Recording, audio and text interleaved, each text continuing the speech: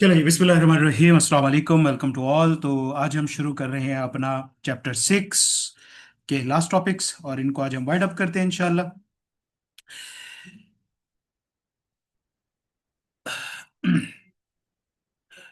Data warehouse architecture का मतलब ये होता है कि देखें, नॉर्मली एक आपने जब हम आई 2 भी कर रहे थे उसके अंदर हमने सिस्टम आर्किटेक्चर पढ़ा था, या इससे पहले कुछ सब्जेक्ट होता था उसके अंदर भी जिक्र होता था सिस्टम आर्किटेक्चर का। सिस्टम आर्किटेक्चर का मतलब ये होता है कि किसी भी ऑर्गेनाइजेशन के अंदर जो कंप्यूटर और उससे रिलेटेड कंपोनेंट हैं वो आपस में कनेक्टेड किस तरह से, मतलब सारे प्रोसेसेस परफॉर्म किस तरह से हो रहे होते हैं, उसके साथ सर्वर्स, नेटवर्क्स, प्रिंटर्स, डिवाइसेस किस तरीके से कनेक्टेड होती हैं, ये आर्किटेक्चर कहलाता है। डाटा वेयर हाउस का आर्किटेक्चर का मतलब ये होता है कि डाटा वेयर हाउस के अंदर, डाटा वेयर हाउस का काम क्या होता है एक्चुअली, डाटा को स्टोर करना। और दो काम होते हैं, नंबर वन डाटा को स्टोर करना, और number two read only access provide करना लोगों को जब आप उसमें से कोई रिपोर्ट जनरेट करना चाहे। तो पहला काम डाटा का ये होता है कि उसने डाटा को कलेक्ट करके अपने अंदर स्टोर करना होता है, और सेकंड नंबर पे अगर कोई शख्स फिर उससे एक्सेस लेता है तो उसको वो एक्सेस उसने प्रोवाइड करनी होती है। तो देखते हैं कि डाटा आर्किटेक्चर या डाटा वेयर हाउस किस तरीके से ये काम कर रहा होता है। तो बेसिकली की आर्किटेक्चर कंपोनेंट क्या है कि सबसे पहले आप डाटा वेयर हाउस जो है वो डाटा अपने पास लेके आता है। समझे, डाटा उसने कलेक्ट करना है, इकट्ठा करना है, स्टोर करना है। तो डाटा कलेक्ट या इकट्ठा कहां से करता है, वो डिफरेंट सोर्सेज से करता है, मुख्तलिफ जगह से उसको आ रहे होंगे। फाइल्स, पीडीएफ फाइल होंगी, हमारा ईआरपी सिस्टम, एक्सेल फाइल्स होंगी, हमारी अटेंडेंस बायोमेट्रिक मशीन होगी। मुख्तलिफ डिवाइसेस से डाटा लेके उसको ईटीएल प्रोसेस से गुजारा जाता है। ईटीएल से क्या मतलब था, एक्सट्रैक्शन, ट्रांसफॉर्म एंड लोड, मतलब इस प्रोसेस से गुजारा जाता है, मतलब डाटा इकट्ठा किया जाता है, उसको फिर ट्रांसफॉर्म किया जाता है, मतलब उसको टेबल में कन्वर्ट किया जाता है, उसको नॉर्मलाइज्ड किया जाता है, रिलेशंस मेंटेन किए जाते हैं, और फिर लोड करके कहां पे सेव कर दिया जाता है, डाटा वेयर हाउस के अंदर। ये एक काम होता है जो डाटा स्टोरेज से रिगार्डिंग होता है। और उसके बाद दूसरा काम क्या होता है, फिर उस स्टोरेज में से डाटा को एक्सेस देना होती है। एक्सेस ले रहे होते हैं ओएलएपी, एनालिटिकल वाले। रिपोर्टिंग, मैं एक बंदा बैठा हूं, मुझे फाइनेंशियल स्टेटमेंट्स चाहिए, मुझे प्रॉफिट एंड लॉस चाहिए, तो मुझे निकाल के देगा। इस तरह डाटा माइनिंग, लोग सर्च वगैरह कर रहे होते हैं, या मैंने कोई डाटा निकालना है, स्टूडेंट की लिस्ट निकालनी है, तो ये मुझे भी प्रोवाइड करेगा। बेसिकली जो वेयर हाउसेस के डुअल फंक्शंस होते हैं, नंबर वन आगे एक्सेस प्रोवाइड करना, रिपोर्ट्स बनाने में हेल्प करना, एंड नंबर टू पीछे से जो डाटा आ रहा है उसको स्टोर करना या अपने पास सेव करना। क्लियर है? तो होता क्या है कि पहले डाटा वेयर हाउस के अंदर डाटा कलेक्ट किया जाता है। कहां से डाटा आता है, डिफरेंट सोर्सेज से। डिफरेंट सोर्सेज से डाटा आता है, फिर इस डाटा को ईटीएल प्रोसेस से गुजारा जाता है, मतलब एक्सट्रैक्शन, ट्रांसफॉर्म, लोड, मतलब उसको एक शेप के अंदर कन्वर्ट किया जाता है, और फिर इसको कहां पे सेव कर दिया जाता है, डाटा वेयर हाउस के अंदर इसको सेव कर दिया जाता है। और फिर उस डेटा वेयर हाउस से डिफरेंट यूजर जो है वो अपनी इंफॉर्मेशन निकाल के उसको अपने हिसाब से यूज कर रहे होते हैं। वो रिपोर्ट्स हो सकती हैं, वो एनालिटिक्स हो सकती हैं, वो डाटा हो सकता है, किसी भी तरह से उनमें से इंफॉर्मेशन अपनी निकाल रहे होते हैं।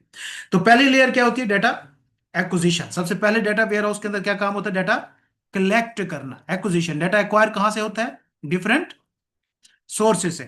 It is a process of reading the data from various type of sources such as relational sources, ERP, mainframe sources, XML files। ये आपको नहीं पता होगा, इसकी सिंपल सी एग्जांपल मैं आपको यही देता हूँ कि पीडीएफ में से कुछ डाटा, कुछ पिक्चर की फॉर्म में, कुछ व्हाट्सएप ग्रुप्स में से, कुछ एक्सेल में से, कुछ मुझे अटेंडेंस शीट से आता होगा, कुछ सेंसर से आता होगा, कुछ गूगल से आता होगा। तो मुख्तलिफ जगहों से मैं डाटा इकट्ठा करता हूँ।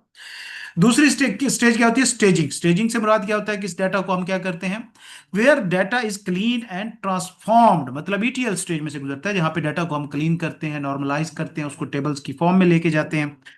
And then data storage layer, और फिर इसको कहां पे स्टोर कर दिया जाता है, डाटा वेयर हाउस के अंदर इसको स्टोरेज कर दिया जाता है। The core warehouse where transformed data is store in fact and dimension tables, उसके अंदर सेव होता है। और फिर चौथा काम क्या होता है, वेयर हाउस से डाटा को कौन लेता है, फिर यूजर्स, जिसको हम क्या कहते हैं, presentation layer, provides end users with access to data via reporting tool, dashboard या क्यूरीज। जिस तरीके से वो आप उनसे डाटा लेना चाहते हैं वो उस तरीके से डाटा को आपको निकाल के दे देता होता है। क्लियर है यहां तक? तो लिहाजा डाटा वेयर हाउस आर्किटेक्चर का मतलब क्या है कि ये जो सारा काम हो रहा होता है डाटा आने से लेके एंड रिपोर्ट जनरेट होने तक, ये किस तरीके से हो रहा होता है। सबसे पहला काम क्या होता है, डाटा स्टोर करना, एक्विजिशन करना। एक्वायर कहां से करते हैं, मुख्तलिफ सोर्सेज से एक्वायर करते हैं। फिर उसके बाद उसको गुजारना होता है ईटीएल प्रोसेस है, जिसको हम स्टेजिंग कहते हैं, एक्सट्रैक्शन, ट्रांसफॉर्म एंड लोड। और फिर उसको स्टोर कर दिया जाता है किधर, वेयर हाउस के अंदर फिर वेयर हाउस से कौन एक्सेस कर रहे होते हैं? एंड यूजर, जिन्होंने रिपोर्ट जनरेट करनी होती है, जिन्होंने उसमें से इंफॉर्मेशन लेनी होती है। तो ये हमारा कहलाता है warehouse architecture. Scheme in warehouse, the architecture of data is designed to manage the flow of data from sources system to end user. Analysis tool with specific component like data acquisition layer, staging area, and presentation layer. A critical aspect of this architecture is the schema, which define how data is organized within the warehouse for efficient storage, queuing, and reporting. हमने data कितने तरीकों से store हो सकता है? Data कितने तरीकों, हाँ जी, कौन कौन से मॉडल से? Relational, hierarchy, network, object oriented. तो बेसिकली इसके अंदर जो वो स्कीम बताता है, पहली स्कीम स्टार स्कीम बता रहा है। इसके अंदर हम जरा पढ़ें कि किस तरीके से डाटा सेव होता है। The star schema is the simplest and most widely used data warehousing scheme, resembling a star with a central fact table surrounded by dimensions tables. आप इसको कह सकते हैं ऑब्जेक्ट ओरिएंटेड। जो हमने पढ़ा था कि दरमियान में एक ऑब्जेक्ट होता है और बाकी सारी टेबल्स क्या होती हैं, उसकी इंफॉर्मेशन प्रोवाइड कर रही होती है। ऐसी बात है। इसके अंदर क्या होता है? Star schema simplest and widely used. The fact table in a star schema store the quantitative measures and metrics that are central to analysis. For example, in sale data warehouse, the fact table might contain key figures such as sales, revenue, units sold, and profit margin. Each record in fact table represents a specific event or transaction, such as sale or an event. मैं आपको नीचे दिखाता हूँ, इसकी example दी हुई है कोई। ये रही स्टार टेबल। स्टार स्कीमा क्या है कि दरमियान में हमने एक मेन टेबल बनाई, जैसे कि product ID, order ID, customer ID, employee ID और टोटल वैल्यू। हमने एक टेबल बनाई और उसके क्या थे? कॉलम्स थे। समझ आ गई बात?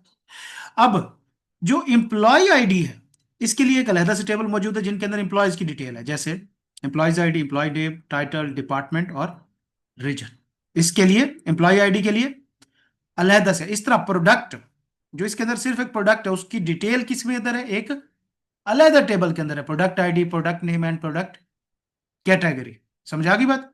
इसी तरह कस्टमर आईडी है तो कस्टमर आईडी की डिटेल एक अलग टेबल के अंदर मौजूद है, जिसके अंदर क्या है? Customer ID, customer name, customer address, city, zip. समझ आ गया? इसी तरह ऑर्डर आईडी का भी है, order date, years, quarters, month, कब हुआ। तो बेसिकली स्टार स्कीम के अंदर क्या होता है कि हम दरमियान में एक मेन ऑब्जेक्ट प्लेस करते हैं जिसके अंदर सारी प्राइमरी कीज होती हैं, और फिर उनकी जो डिटेल्स होती है उसके लिए और टेबल्स जनरेट बना दी जाती है। समझ आ गई बात? ये स्टार स्कीम कहलाती है। आ जाए अब ऊपर। ये जो मेन टेबल है दरमियान वाले, इसको फैक्ट टेबल कहते हैं, और जो साइड में डिटेल्स वाली टेबल है इनको डायमेंशन टेबल्स कहते हैं। फैक्ट टेबल के स्टार स्कीम में शेयर्स द क्वांटिटेटिव मेजर और metrics that are central to analysis. For example, in sales data warehouse, the fact table might contain key figures such as sales revenue, units sold, profit margin, वगैरह वगैरह। The dimension table in a star schema provide the descriptive context for measures in the fact table. Fact table के अंदर जो information दी गई है, बाकी सारी उसकी डिटेल वाली टेबल होती है। समझा गई? इर्द गिर्द जितनी टेबल होंगी उनकी डिटेल्स बता रही होंगी। By filtering, grouping, or aggregating information. For instance, in a sale data warehouse, dimension table could include product, customer, time period, and locations. Each dimension table is linked through foreign key. Her dimension table किन्हें कहते हैं? Side वाली जो tables होती हैं, ये connect होगी इस फैक्ट टेबल के साथ, किसके जरिए? फॉरेन की के जरिए। इस टेबल में और इस टेबल में फॉरेन की कौन सी है? इन दो टेबल्स में टाइम डायमेंशंस और सेल फैक्ट टेबल में ऑर्डर आईडी एक फॉरेन की है। इनके दरमियान में क्या है? प्रोडक्ट वाली में और इसमें। शाबाश। इन सब में एक फॉरेन आईडी के जरिए तमाम टेबल्स आपस में कंटेन होती हैं या आपस में रिलेशंस होती हैं। Star streamer structure, a single fact table contain measurable data. Dimension table store descriptive attributes. The fact table act as hub with dimensions table regarding outward and spokes. मतलब मेन दरमियान में फैक्ट टेबल होती है और बाकी इसकी detail होती है। फैक्ट टेबल के अंदर क्वांटिटेटिव डाटा होता है। प्रोडक्ट आईडी क्या डिस्क्रिप्शन होगी या नंबर होगा? नंबर होगा। उसकी डिटेल किस टेबल में होगी? प्रोडक्ट डायमेंशन वाले टेबल के अंदर। डिस्क्रिप्शन किसके अंदर होगी? डायमेंशन टेबल के अंदर। क्वांटिटेटिव वैल्यूज कहां पे होंगी? फैक्ट टेबल के अंदर। फैक्ट टेबल के अंदर होगी। ये एक स्कीम है star scheme. Advantage, simplicity, query performance, user friendly. Disadvantage, redundancy, scalability. छोड़ दें। उसके बाद होता है स्नोफ्लेक्स की। स्नोफ्लेक स्कीम ये होता है कि मतलब टेबल्स के आगे टेबल्स होती है। देखें, स्टार स्कीम में क्या था कि एक फैक्ट टेबल थी और बाकी सारी टेबल्स क्या थी, डायमेंशन टेबल। स्नोफ्लेक स्कीम में यही होगा, लेकिन ये फिर किसी और की फैक्ट टेबल बन जाएगी, इसकी सब डायमेंशन टेबल बन जाएगी, इसकी फर्दर मजीद टेबल होंगी, इसकी फर्दर मजीद टेबल होंगी, मतलब टेबल्स की भी आगे फर्दर डिटेल्स होती है। स्टार स्कीम में एक फैक्ट टेबल होती है और बाकी सारी क्या होती है, डायमेंशन टेबल होती है। स्नोफ्लेक में मल्टीपल डायमेंशन और मल्टीपल फैक्ट टेबल्स हो सकती है। समझ आ गई बात? अब देखते हैं नीचे कैसे। ये देखिए, ये स्टार स्कीम है, स्नोफ्लेक स्कीम है।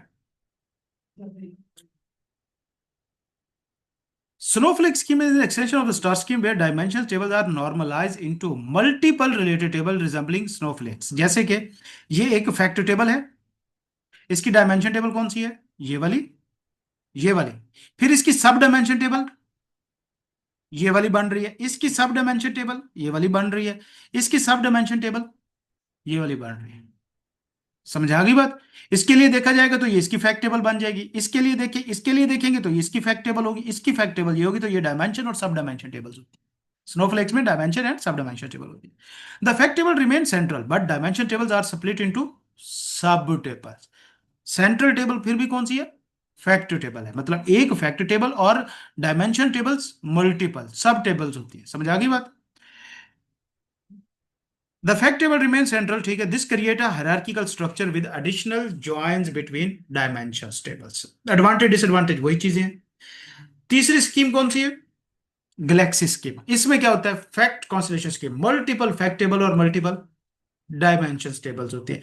Galaxy scheme also called the fact constellation scheme is more complex design further featuring multiple fact tables and share dimension table forming a constellation look like structure. मतलब उसमें fact tables भी multiple होंगी और dimension table भी multiple होंगी, सारी एक दूसरे के साथ मेंटेन होंगी।